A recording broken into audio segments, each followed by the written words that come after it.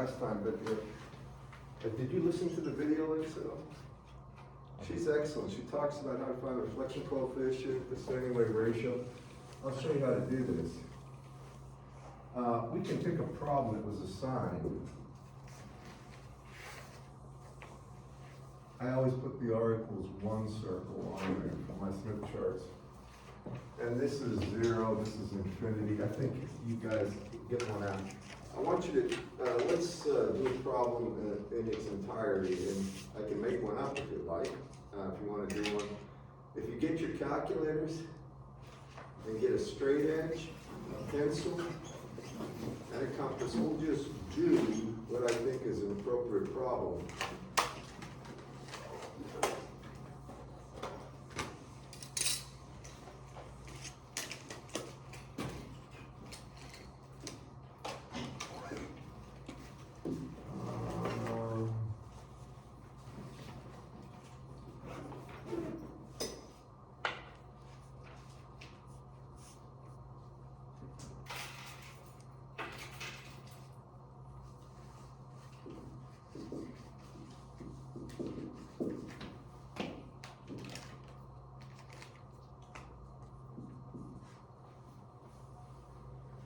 Okay, so I have a load of 25 plus J50 and a characteristic impedance of Z0. And what I'm going to do is this. I'm going to start by finding the normalized impedance. We'll go through the standing wave ratio. Here's the things I'm after. I'm after the standing wave ratio, and I want to know how far down this line I have to go so that the input impedance has a real part of just 50 ohms. 50 plus J something, okay? Y'all with me on this? Okay.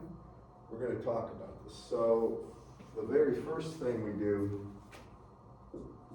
is find the normalized load impedance, and that would be ZL over Z0. And that's going to be 1/2 plus J1. I picked these numbers because they're easy to do. Y'all follow me on that? After that, I have to plot that. I've got the 1 circle on here, and the J1/2 will be about here, I think. You take a look, J0.5. Take a look at your Smith charts. Can you see it? This would be J1 if it came right up here, and J.5 is about there. Is that right? Can you see it? Okay. So I plot this first point. This is point 1, and this is normalized ZL 1/2 plus J1. Now I'm going to get the standing wave ratio. If you have a straight edge, a ruler, you can do it, or you can use your compass. You're going to be doing this anyway. So with your compass, put the needle point here, and put the point you're going to draw with here, and draw a circle. Okay? So the circle has the radius, it's centered right dead center in the Smith chart, and it's got the radius of a point out to ZL. Y'all see that?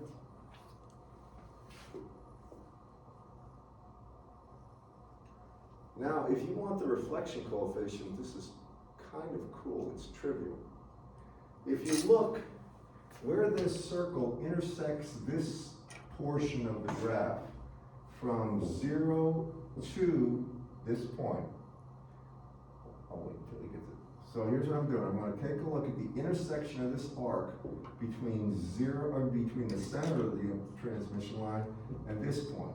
And at that point, that is the standing wave, that's the standing wave ratio right here. So this is the standing wave ratio. And if you look at that, the standing wave ratio is equal to what? You can eyeball it.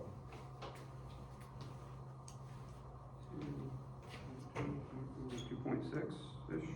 You get about 2.6. My Smith chart's not a little hard to read.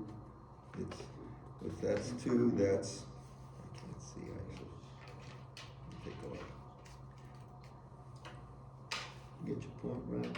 That's 1 plus J. So So I'm actually getting about 1.7. You guys getting that? Let me take a look at yours. When you look, Yeah, my let's numbers see, are real this hard is to 1 read. plus J1, that's Plus the wrong J1. point. Here's a half, right? Is that 0.5? No, that's 0.7, Uh, 0.8, 0.9, 1.0. so is this 0.5 right here? That is 0.5. You need a better Smith chart. Yeah, my printer was running that again. So here's where it is. I mean, sorry, the one circle would be here, so it would be there.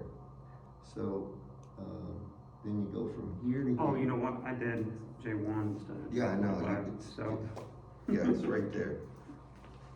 So, you got about 1.7, is that right? I think it's a little closer to 1.6, but. Take a look. What do you- yeah, what do you it's- have? It's about 1.7. Guys, what do you get?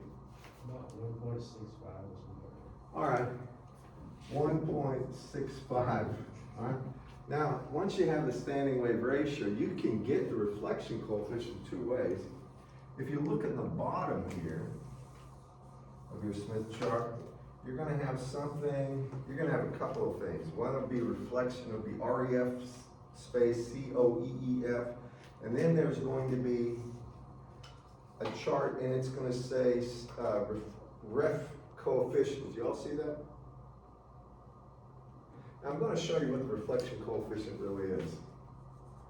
This line right here is actually the reflection coefficient. Now, I'm gonna just tell you this, I want you to listen to me. All right? It's scaled this way. If the reflection coefficient was 1, it would be all the way out to here. So the ratio of this line to the radius of the circle is the magnitude of the reflection coefficient. If you look at your Smith charts, you're gonna see out here an angular value.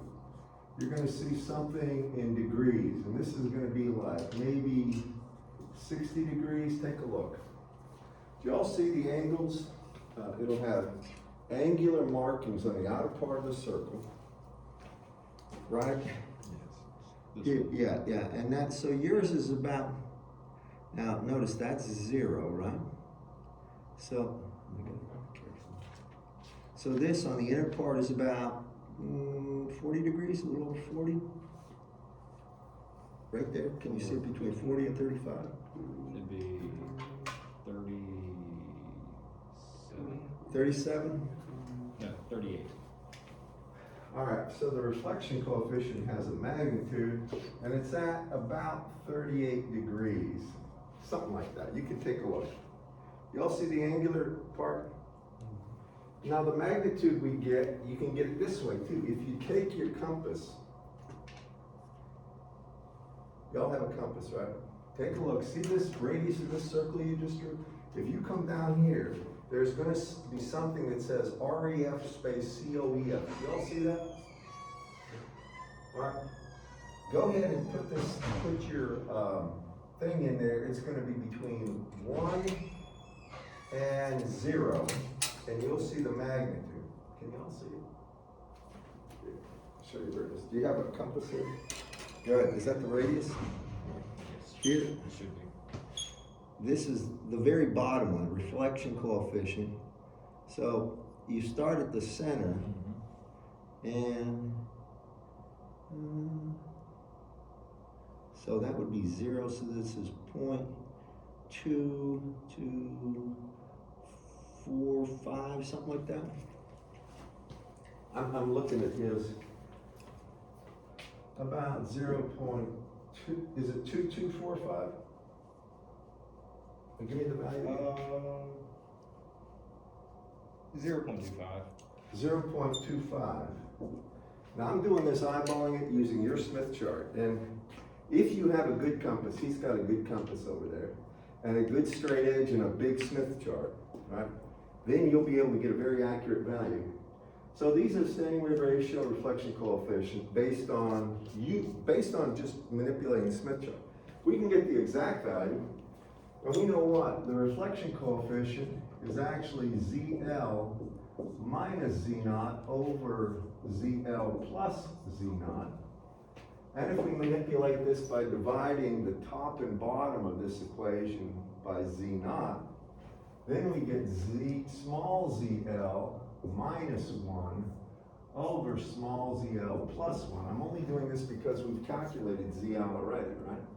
And if you look at this, zl is equal to 1/2, here's where your calculators will come in, plus J1 minus 1 over 1/2 plus J1 plus 1, or here I'm going to have minus 1/2 plus J1 over, and this is going to be 3/2 plus J1. So you can give me that reflection coefficient if you don't mind. Give it to me in a magnitude and angle. We'll see how close we are.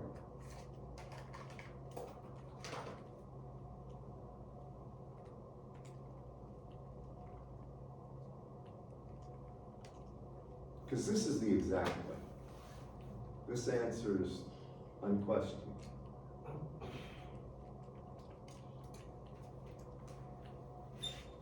Just minus 0.5 plus J1 divided by 3/2 plus J1.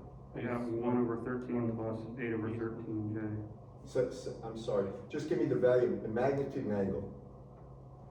I just Oh, I need got the magnitude and word. angle.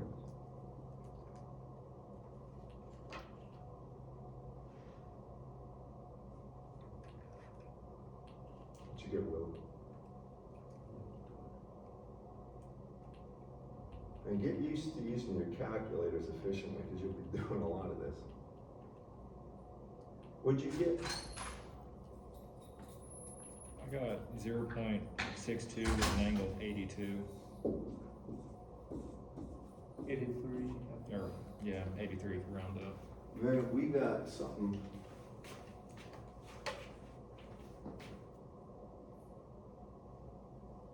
What did we, let me see that.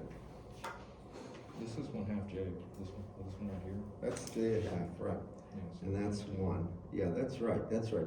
Let me see this thing again, or give me something, because I think, what was the reflection coefficient?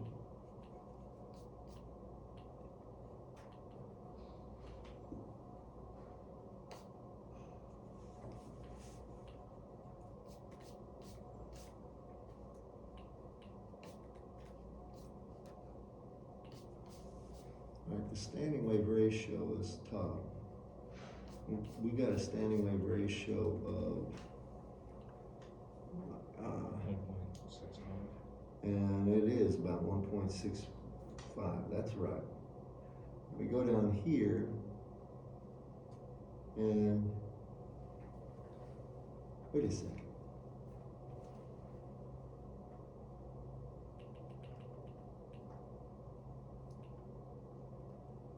So this should be the value.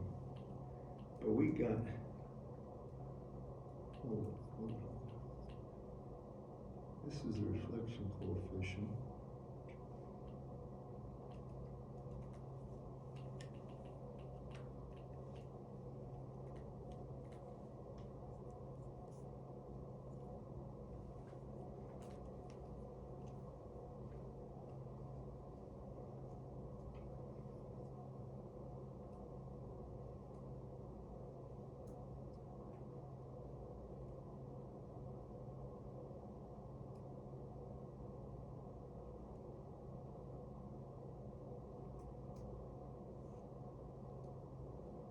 Something weird about that. It's got the right standing wave ratio.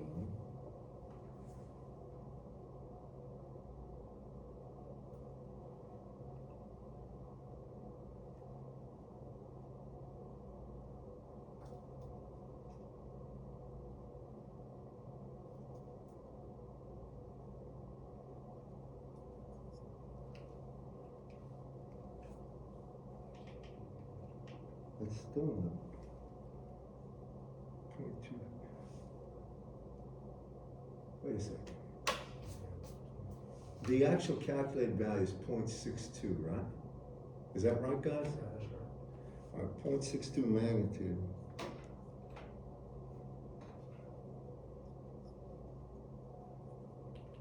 this?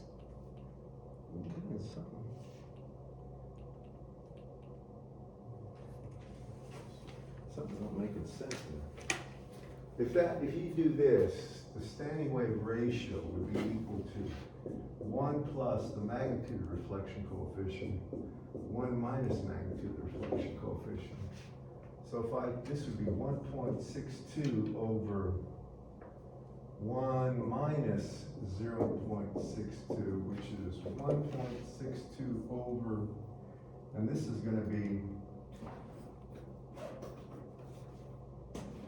0.38. Can you give me this value? Because that standing wave ratio looks wrong. What did you get for this? 4.26. Yeah, 4.26. Our standing wave ratios, what did we do here wrong? Let me see your Smith chart. Matter of fact, let me look at somebody else's. Let me look at yours, because I know you got your drawing. There's something. So we have a normalized load of 1/2 plus J1. So here's 1, right? And here's 1/2. So that's right. Then if you take this point from here to here,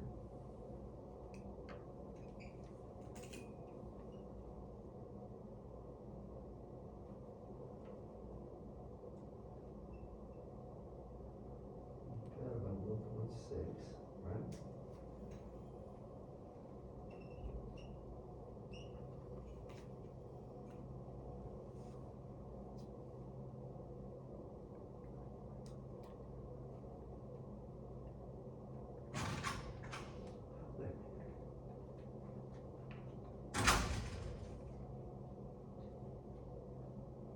Is that reflection coefficient correct?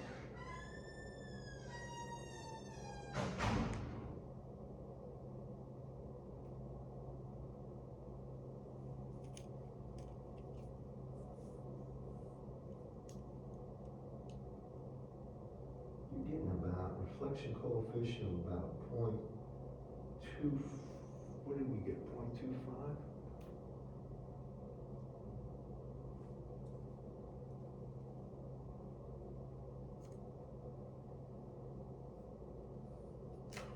That's about right. And the standing wave ratio.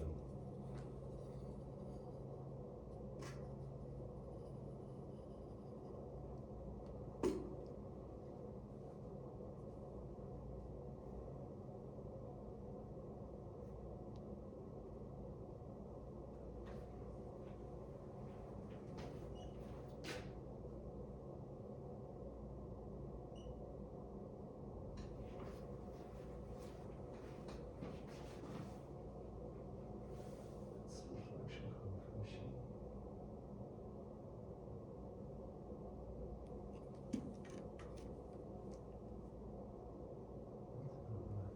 And when you actually do the math on it, wait a second.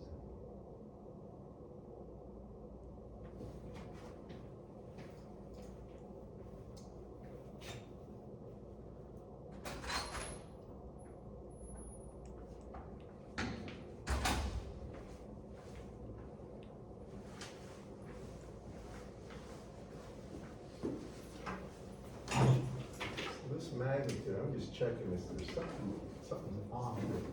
The magnitude at the top will be the square root of 1/2 squared, 1/4 plus 1.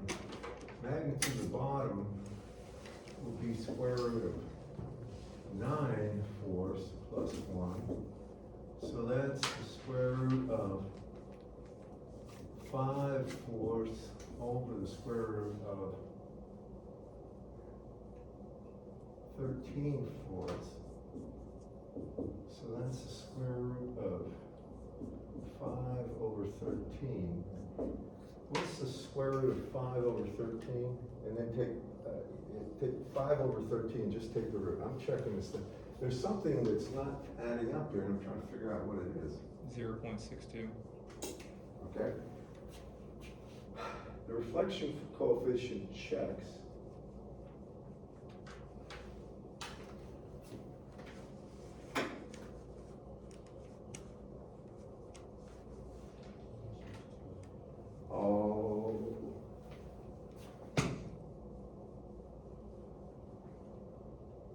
The real part's 1/2, the imaginary part's 1. That's the problem. So here, no, I had that, I'm sorry, this is gonna be 1/2 is the real part, and the imaginary part is J1, my bad. So the point on the Smith chart, that's my fault. The point on the Smith chart should be 1/2, and this is the 1/2 circle out here. And J1 would be here, I'm so sorry. And this is J1. So if you get the 1/2 circle, and this would be 1/2 plus J1, my bad. Moral of the story is pay attention, because it's easy to Yeah, make a mistake. make sure you have your coffee and read carefully. So this is gonna be 1/2 plus J1, and now you can look, this will add up now. When you do that, we did the 1 plus J1/2, which is completely different. When we do that, all this changes. This doesn't right here. So this is gonna be, now it's gonna agree.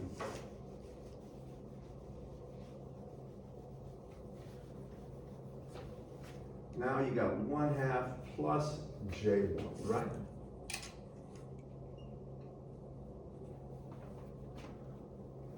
One half plus J1 minus 1 over 1/2 plus J1 plus 1. And now that's the same thing. That's going to be 0.62 at an angle of whatever you had before. I don't know if it was 38 degrees, something like that. 38? Now take a look at your Smith charts. And once you get the radius of that one, I apologize for that.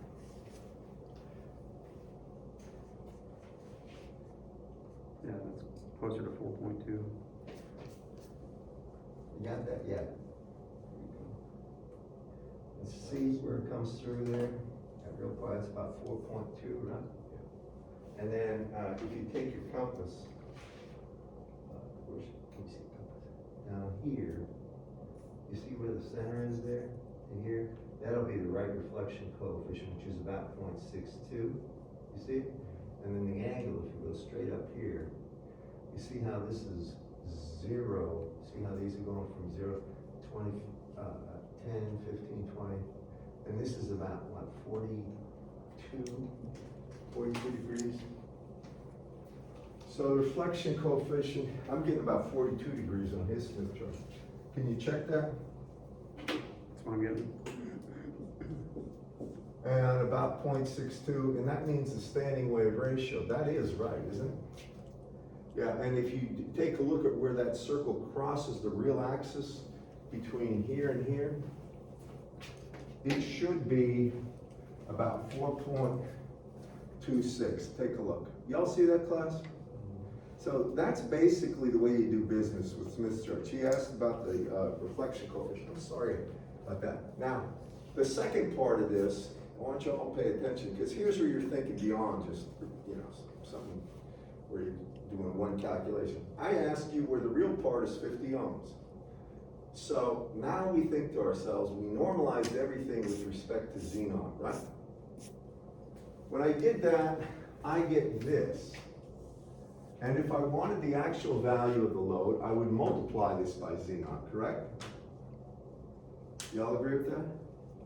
Now, one thing I know, if ZL had 50 ohms here instead of 25, and I divided by 50 ohms, I'd have 1 there, wouldn't I? Right? So what I'm looking for is on the arc that, on that circle that has to do the load. I'm looking for my other marker. Thought I had a purple one down there, but I don't.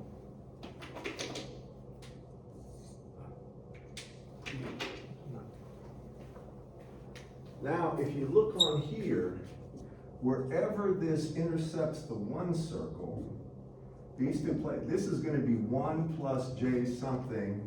this is one minus J something, there's something, right? Y'all follow me? Here's the arc, here's the large, this is, I'm not drawing this right, but,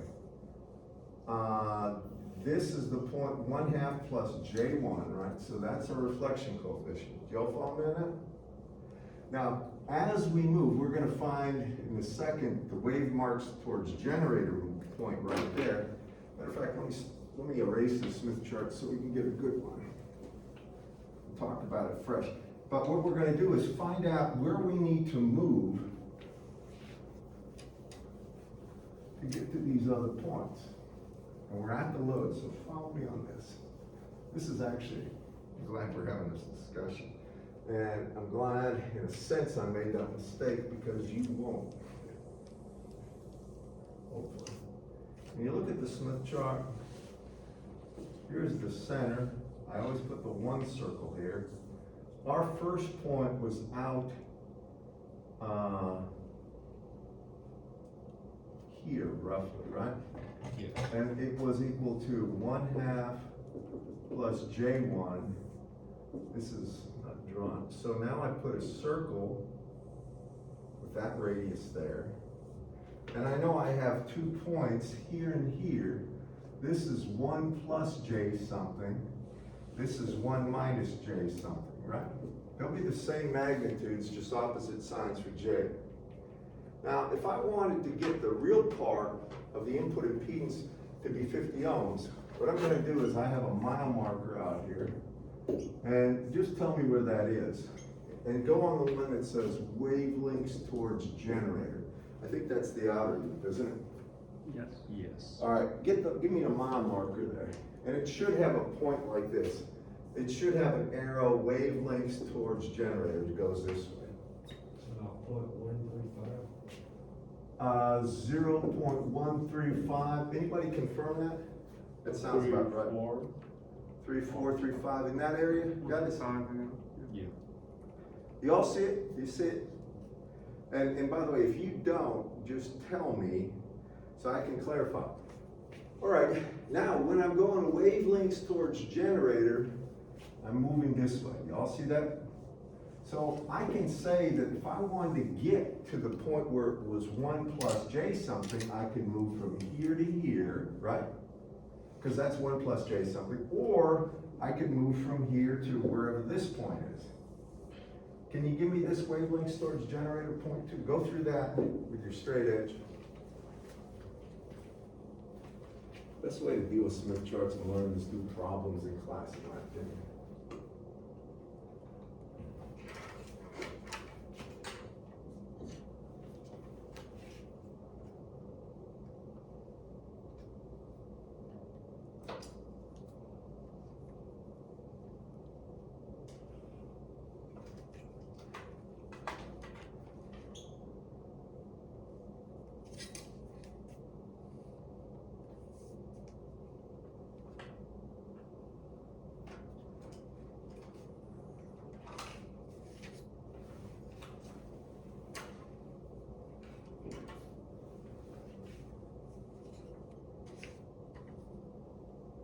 Can you tell me what this value is?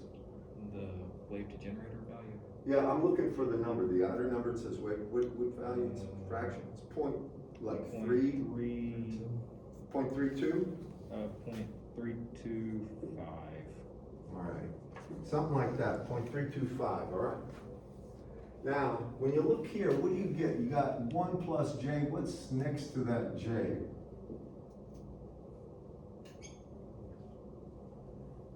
All right, look, here's where it would be, remember, you start here, look at the trajectory that goes through there perpendicular, these should be perpendicular, and comes out here, what number is that?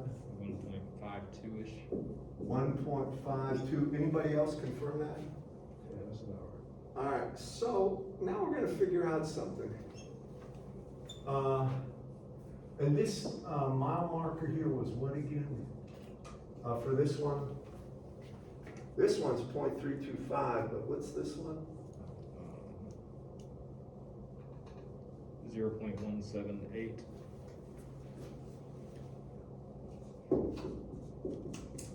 Okay. Are you with me?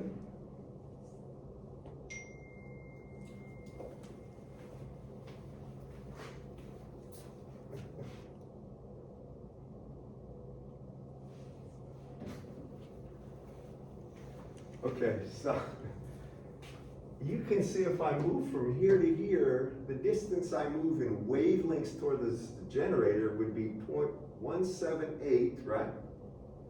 Minus 0.135. So we could say if we move, there'd be two values.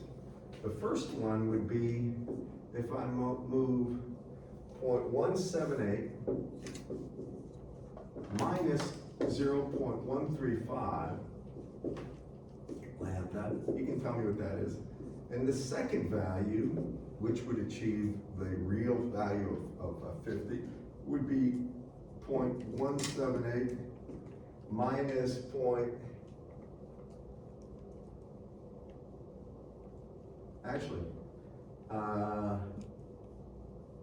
I'll put 0.325, because that's where I ended up.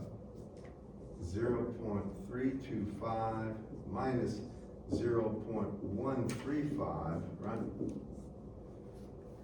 And 43 and 190 respectively. what is this? 43 and 190 respectively. 0.043, you mean? Yes, sorry. 0.043, 0.1. 043 lambda, and the other one is 0.190. y'all with me? I want to just say this. If you have a transmission line, you got this characteristic impedance and this characteristic impedance and this load, and you move 0.043 lambda, you're less than a tenth of a wavelength. Y'all see that? A transmission line does not act like a transmission line. And I'm not going to get into any kind of a proof on this, unless you're greater than a tenth of a wavelength. What I mean by that is this. If I just take a very small piece of wire, conducting wire, and I go from a resistor and I solder it on to a transmission line, if that piece of wire is fractions of a wavelength, like 1/100th of a wavelength, it doesn't look like it has a characteristic impedance, all right? All right, it looks like just a piece of wire. So how long would that wire have to be before I had to calculate the actual characteristic impedance of the two wires? About a tenth of a wavelength. Y'all with me? Now here, this one's so short, I would in the real world now, you would discount that as having a value at the input of 50 plus J something, all right, plus whatever that was, J 1.52 times 50. Forget that, that's too close, all right? You're probably gonna have about the load impedance there. But for this one, I'm greater than a tenth of a wavelength.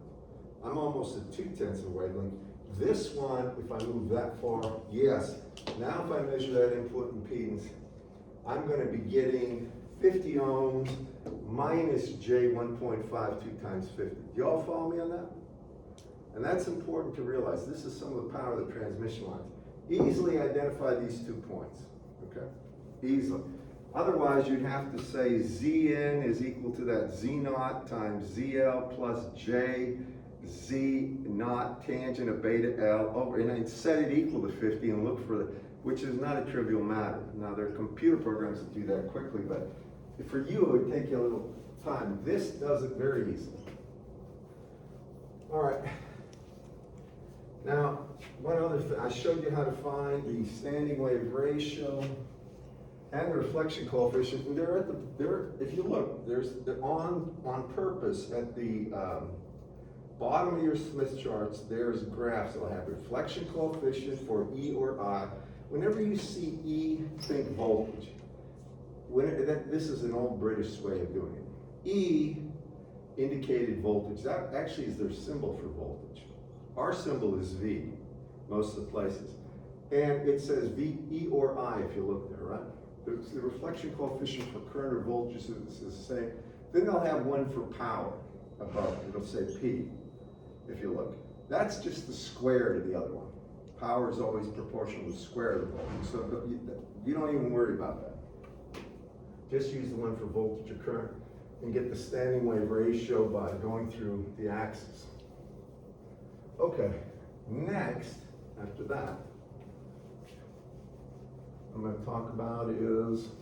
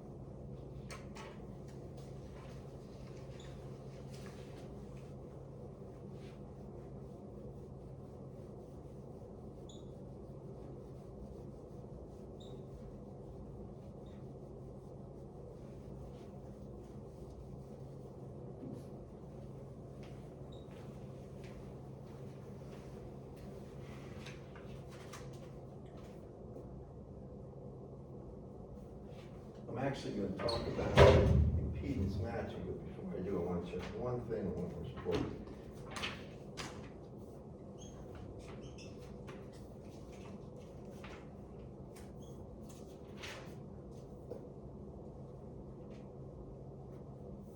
All right. Oh, something else I'll tell you. If you want to know, I'll do this on the next one, where the maximum or minimum voltage is. The maximum voltage will occur when you cross the real axis. You know where the standing wave ratio is indicated? Whenever you move from your point and the arch of that circle and you go through the point where you've got just the real axis, and it's the maximum, that's the distance you'd need to move to get the voltage maximum. The voltage minimum would be exactly a quarter wavelength further away. And I'll do this on the next example. But the thing I want to do now is talk about impedance matching. This is the real reason we use Smith charts, and it's the power of the Smith chart. So let me go through this. Before I do impedance matching, just ask you a logical question. If I had a transmission line, and I have a characteristic impedance of Z0, right? Then I've got a load over here, and I got a characteristic impedance of, say, 2Z0 plus JZ0. I'm just coming up with values, all right? So that's the load. If I connect this directly to this load, let's put it here, like so, it wouldn't work, would it? You would get a standing wave ratio would be greater than 1, you'd get a reflection coefficient that's not 0. What you want is the reflection coefficient to be 0, so all the power is dissipated by the load. That's the idea. There's no reflected power, no reflected voltage. Well, how are you going to do that? Well, here's what we'd like to do. Here's the thought process. I know if I take a transmission line with a characteristic impedance Z0, I can move to a point where I have the real value here, Zn on this one. I'm going to move a certain length L. Zn will just have Z0, right? We just saw that. And it'll have plus J something, call it Zx, right? You all with me? Now that JZX is a reactive impedance. It could be a plus or minus J, doesn't matter. But if I move to the point where it's Z0 plus JZX, then I could add, because that's an impedance, in series, minus JZX. That could be actually an element with that impedance, or it could be a transmission line with that impedance, input impedance. And then my impedance over here would just be Z0. Do y'all follow me on that? Right? If you added minus JX, ZX here, to this, the JZX is canceled, right? You're left with a value here that's just Z0, which is this value, and that's what you want, because now the reflection coefficient is 0, correct? You're going into Z0, you came from Z0. The subtraction of the two is 0. All right, that's the goal. So that's how you do impedance matching. So how do we do it on a Smith chart? Here we go.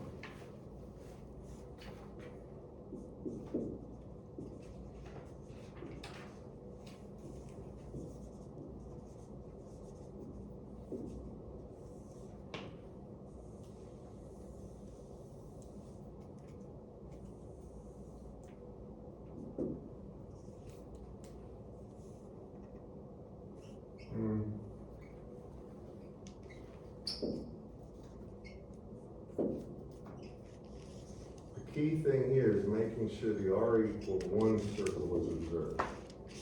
Here's the steps for doing it, and there's a couple of different ways to do it. You can do it with a series element like this, or you can put something in parallel. Either one will work, and I'm going to take you through both. Usually it's the parallel one that's done. All right, so the steps are this. First, find ZL, and this is going to be series impedance matching. find, normalize ZL. And once we get this, we're gonna have, and then plot. Find ZL and plot. Normalize ZL. So I'm gonna just do this. I'm gonna say this is my ZL here. Alright. After that, you're gonna come up here and you're gonna find the wavelengths to generator point 1. You need to know where that is for this one. Then, look down. Find Find the generator. wavelengths towards generator for point 1, or where ZL is. And you want to find, or you want to draw a circle. Draw circle. Constant gamma. So now you're going to take this and you're going to draw a circle around here. Of radius, magnitude gamma. That's what that is, that circle. You with me? Now you're going to mark 2 points where it crosses the real circle. So the third thing is mark points where arch or arc crosses R equals 1 circle.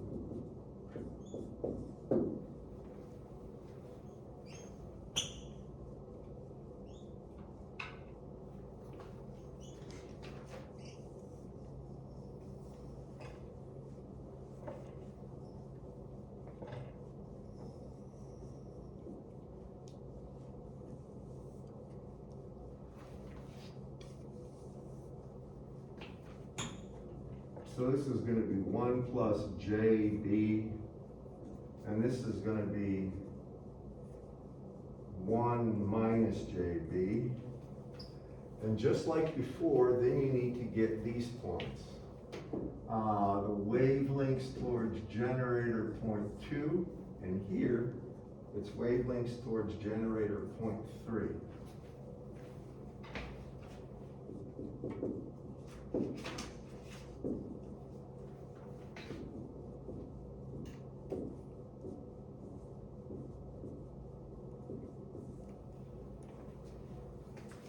Y'all with me? Now, here's where you gotta think. If I move from here to here, I have a real value of JB, right? To get rid of it, I have to add a minus JB. Y'all follow me on that? If I move from here to here, I have a minus value of JB I need to get rid of, so I'd have to add a plus value of JB. Now these are impedances, y'all with me? Right? Now, if I'm adding a minus value of JB, that's a minus impedance, that minus J impedance, that would be a capacitor. A capacitor has an impedance of minus J over omega C, right? If I move to here, I would be adding an inductor, because an inductor has an impedance of plus J omega L. Do y'all follow me in this class? So, I can move to either one of those points, and I could add an individual element right there, all right, to get rid of it. Y'all follow me?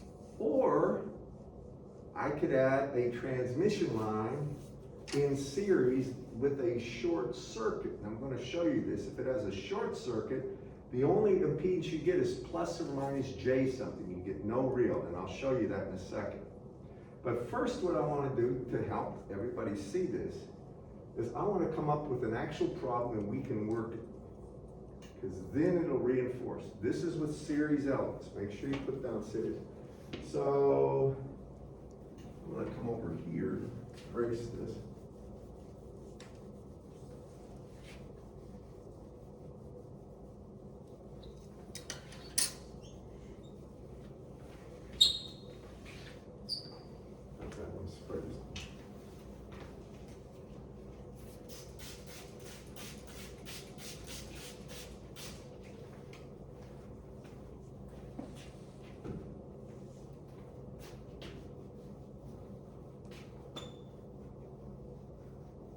board in the 238 erases much, much better than this board for some reason.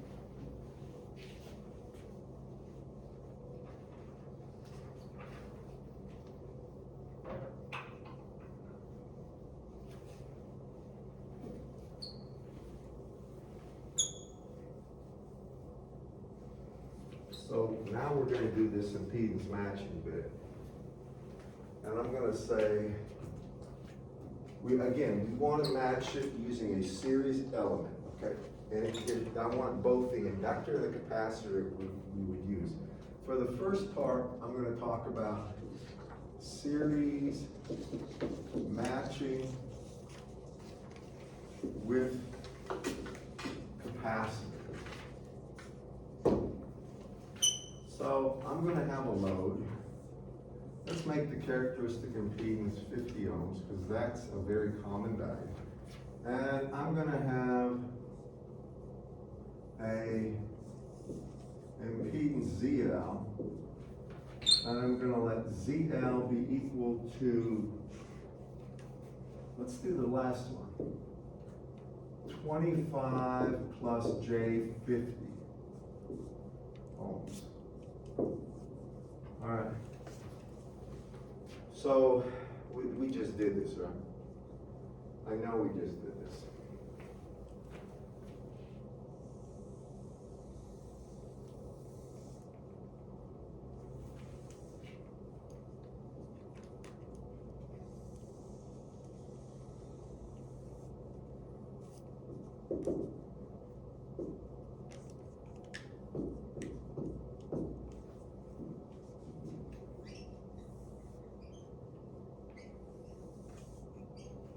Okay. Y'all know that the normalized impedance is just going to be 1/2 plus J1, right? I just take ZL divided by Z0. Y'all agree with that? Now I plot that. And you guys know it's about, I think here, we just did this, right? So I'm just gonna kind of eyeball this. This is gonna be ZL, and it's it's 1/2 plus J1. And actually, I think it's about there. Is it? Well, is it straight up more? A little bit, but not much. Yeah. All right, anyway, this point, I remember the wavelengths towards generator for the first point right here was 135 lambda? 0.135, about, right? So we got that point. And we know we're adding a cap. If we move to this point, this was 0.178 lambda, right? Remember we did this just a second ago? About 0.178 lambda, right? And if we move from here to here, right? We know we're less than 1/10 of a wavelength, but we're gonna do it anyway. We're gonna assume it still works. And this value right here is 1 plus J 1.52, right? That's the value at that point. Now, I didn't draw my circle, but maybe I should.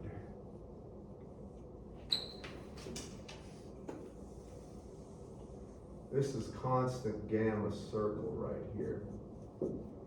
And the point I need to move to actually is right here.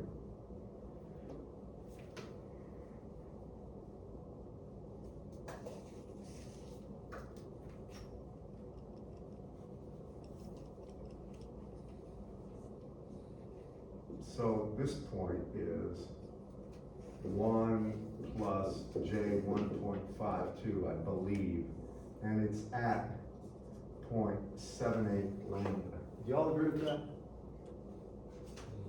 This is from memory here from before. Do you agree? All right. Now that says if I move this far,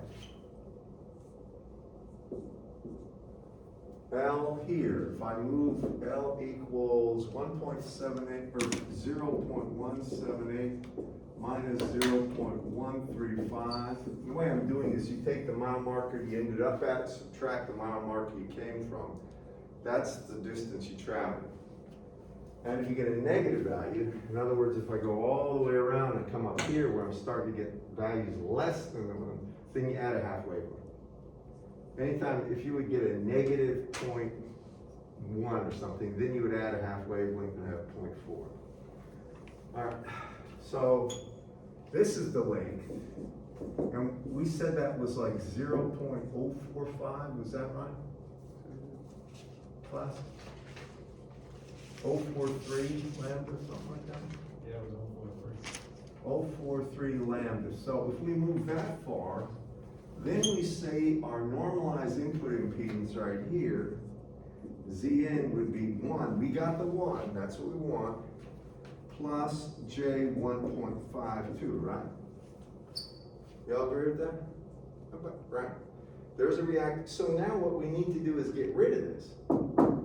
So we're going to add in series with that right there. We're going to add a value of something, it's going to be a capacitor, that has minus J 1.52. Y'all follow me? Now over here on this side, now I have a Zn normalized of just equal to 1. Here, my Zn is just 1, and that's what I want. So, to do this properly, you have to have a frequency. If f is equal to 10 to the 9th hertz, that's an arbitrary out of the blue frequency, then I could say I have a normalized impedance of minus J 1.52, right? Of 1.52 that I want to get, right? So I know I'm going to be adding a capacitor. Is everybody with me on this? So I set that equal to capacitive reactance is minus J over omega C, but it's not normalized yet. So then I divide it by Z0. Do y'all follow me on this? Because that capacitive reactance is not normalized. I could have just taken this and multiplied it by Z0 and set it equal to 1 over J minus J over omega C, correct? In either case, this is what you would get. And then you would see what? In order to get C, the value of the capacitance, it would be 1 over omega Z0 times 1.52. That would be the value of the capacitance. You can calculate that yourself, but if omega is 10 to the 9th, if f is 10 to the 9th, then omega would be 2 pi times 10 to the 9th. Z0 is 50 and 1.52. For kicks, can you get your calculator? Just give me this value.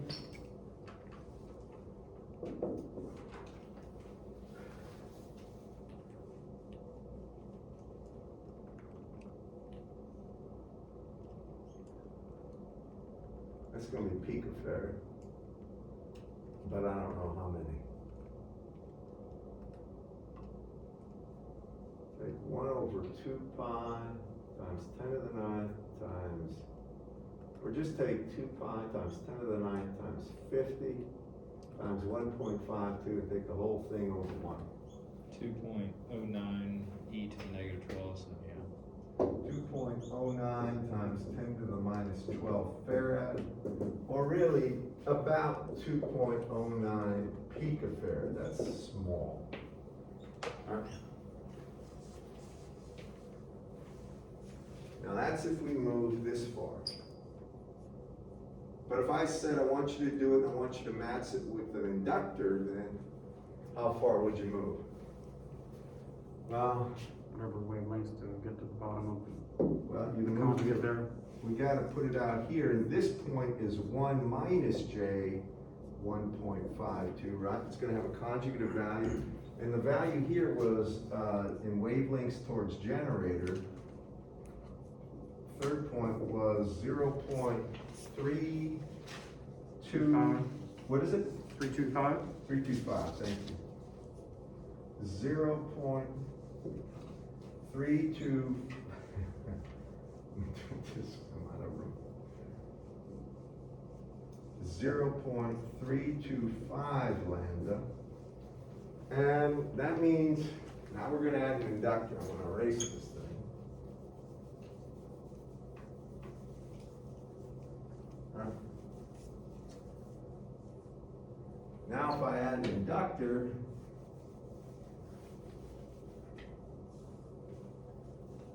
I'm gonna move out further.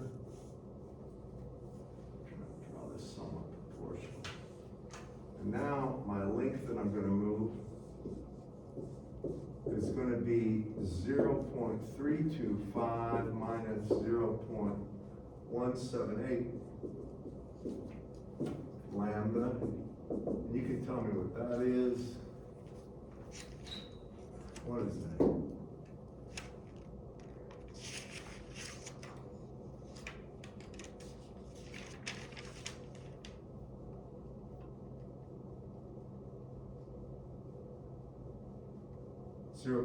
What is it, guys?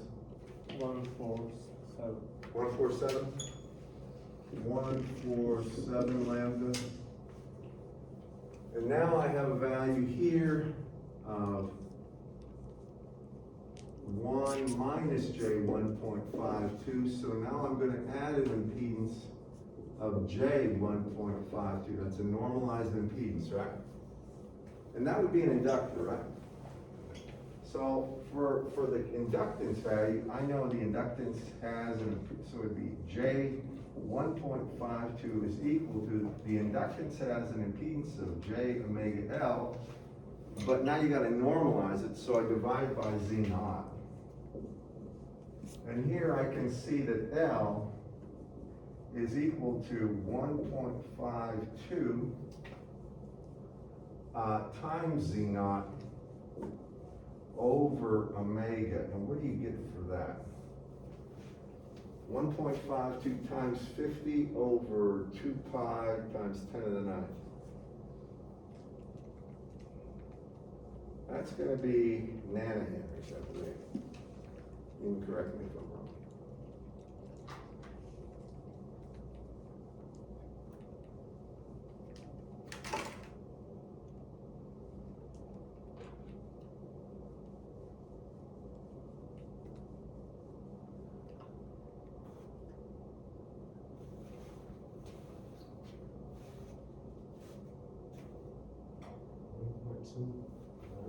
Times 10 to the 8. 1.21 times 10 to the minus 8 henries. That's 12.1 nanohenries, isn't it? Tell me if you get that. Y'all get that? Did you get that? Okay, that's how we would calculate. These are individual components. They're not transmission line links. Y'all got that? Are you with me? And that's it. I mean, you're just adding this stuff in series. Now, the downside of that is you have to go in there and solder a component in. And a lot of this is done with transmission lines that are not round coax cables, even though they can be done for that. They're what are called microstrips. They're very small. They're even like with integrated circuits use it, where you have a very small, thin conducting line above a dielectric, and then has copper on the bottom. So just realize it's a lot easier to put, it's hard to put a capacitor inductor in there, but it's easy when you do the fabrication to just use lithography to make a transmission line. On the top of that copper you'd etch off. That comes later, but just realize that using a transmission line with a shorter or an open on the end is probably the way to go. Now I'm going to show you how to do that.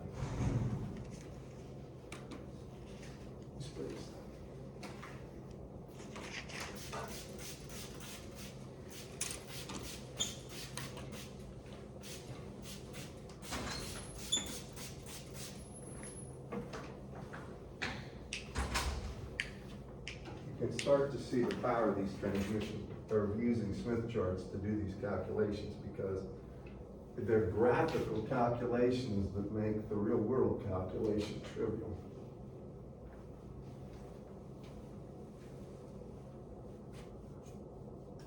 Or a lot easier to do at least.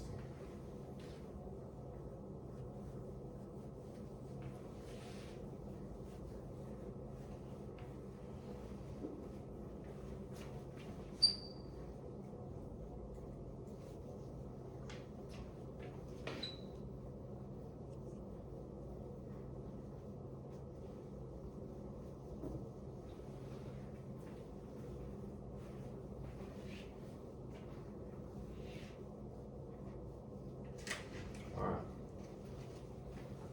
So, how do we use the transmission line to do that same thing? So, if we take a look at matching with series matching,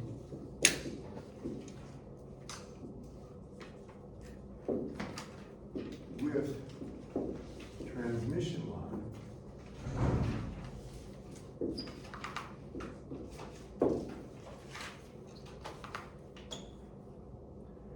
we take a look at a transmission line itself. And then we're gonna put a load here. We're gonna put one of two loads on, either a short circuit or an open circuit. If we choose a short circuit,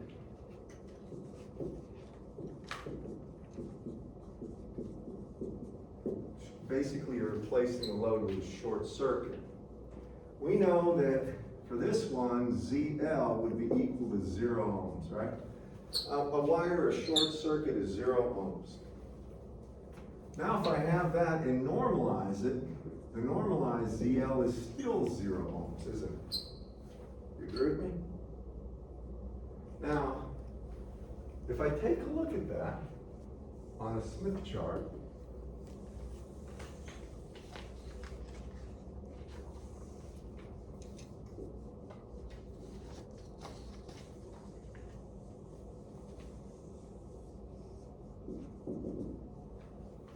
take a look at your Smith chart. Over here, you're gonna see the point 0, and over here, you're gonna see the point infinity. I want you to take a look at this. This is gonna be for the lines, the values of R and the values of J. You're gonna see all these things like come here for the J values, and as these values get very large, all of a sudden they're gonna coalesce at a single point. For both R and J, it goes to infinity, right? Right here, it's a singularity. By the same token, that's R equal 1, this would be R equal a half. When R is simply 0, it's the outer circle. Do y'all follow me in that? So, if you're going to start with a short and you're in the impedance domain, you start here.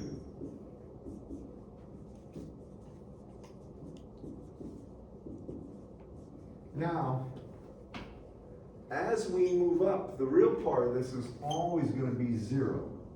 But if you look as we move up, we have these imaginary points, don't we? We have like J 0.5 and then J1. Y'all see that? So if I move from here to whatever distance it takes, remember you're going to have wavelengths, to get the value I want of J, either plus or minus a value, that's the length of this transmission line that I put in series with the other transmission line. Does that make sense? Right? Let's do it this way. We started, remember, what did we need? An impedance of minus J 1.52. That was the first impedance we needed, normalized impedance, right?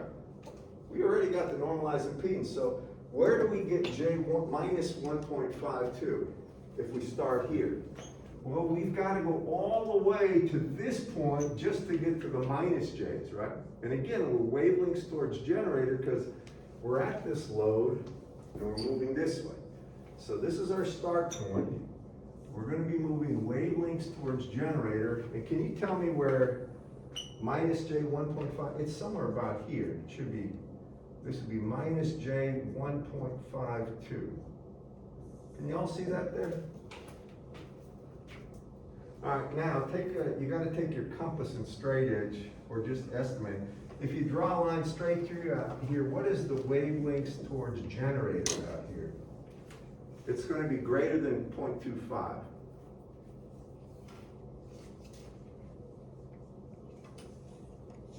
Point 342. Alright, so 0.342 lambda, anybody confirm that?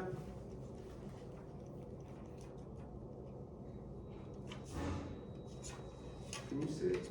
My numbers are too hard to read on the Oh, model. you got the lousy Yeah. switch on. I'll get Can you see it on yours or not? It looks like it, but You got an iPad, can you see it on yours? Here, I'll show you where it is. If you take a look, see how this first, see how, there's J1, right? And there's J.3, right? So if we wanted J minus J1.5, anytime we're on this side, below the horizon, they're minus J. So that's, let's see, like that's minus J1. 1.52 is about there, isn't it? If you take a look somewhere right there, can you see? That's 1.5, it would be a little bit greater than that, but. So, and then take a look and see is it 1.342? Yes. If you take a look, sir, if you take a look, make sure you can see that the outer circle will have wavelengths towards generator point of 0.342. You see that? That means if I wanted to put that transmission line in series with the other transmission line, all right, and I'll show you how. I have to have a distance L equals 0, it's going to be a short, 0.342, 342 lambda, that's how far I gotta move. And here's what the circuit would actually look like. You have your ZL here, right? Which was 25 plus J50. Then I would move, that's a short distance, 0.043, I think, lambda. This is the first part one. Now I've got 1 plus J.52, and then you would put this transmission line in series this way. And this length here would be our L equal, what is it, 0.342. And remember, this is a short circuit. And then, from here on over, it would be matched. All right, the input impedance would just be Z0. Y'all follow me? That's using a transmission line instead of a single element. And I've shorted the end of the transmission line. Y'all with me? Okay, do you understand?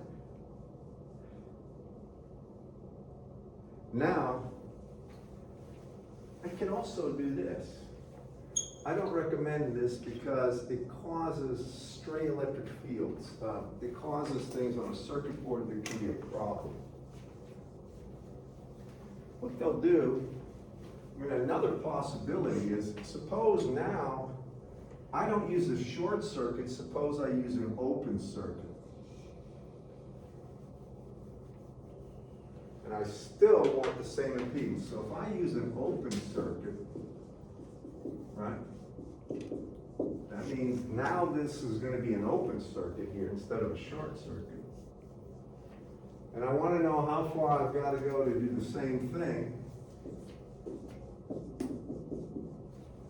Well, think about it. If I have an open circuit, what is the impedance of an open circuit?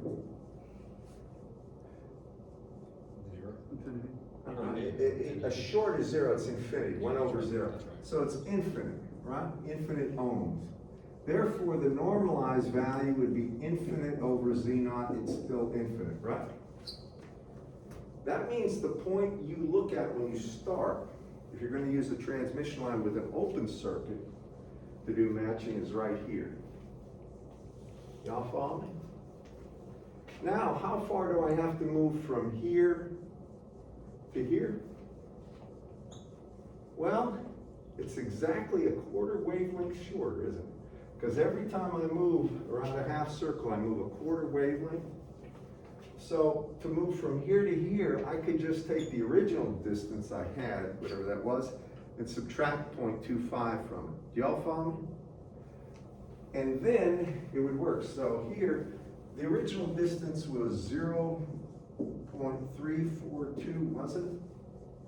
Then you would subtract 0.25, and that would be the distance. And what is that going to be? 0.09 something? 092.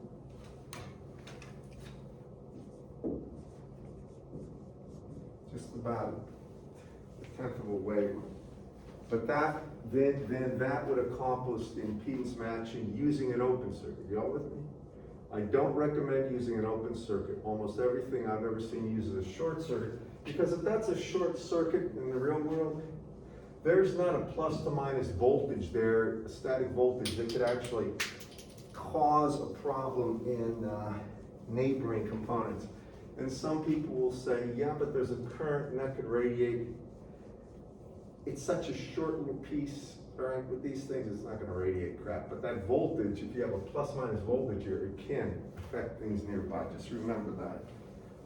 As far as I know, everybody, and we're about out of time. Now, I want to tell you one thing. Next time I'm gonna do this kind of matching, but it's gonna be with shunt or parallel studs. Exactly like we did the week before, but now everything's gonna be in parallel. Do we put in there? The only difference is instead of using the Z domain, remember impedances we can add, like we add resistors in series, right?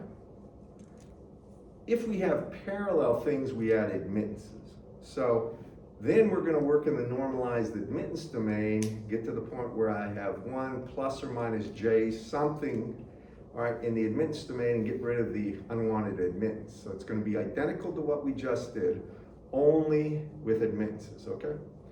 All right, on Friday we have a quiz. So bring your compass, bring your straight edge, bring your calculator, bring a sharp pencil and a good compass. You're gonna need a compass on Friday, right? You can't use, there's no laptops, no iPads, no nothing like that, no internet, no phones, no wearable electronics. The only thing you're allowed is a calculator and your Smith charts. Bring one that's a good one, all right? Something that you can read, and you'll get it at the end of class. I'll give you 10, 15 minutes, but it should be something, if you do the homework, you'll have no problem. And it could be an individual element or a length of a line that you need to give me, okay? 2 lengths maybe. Okay, if you have questions, I'll be here in my office after class. You all with me on this? Did you understand today? Yes, sir.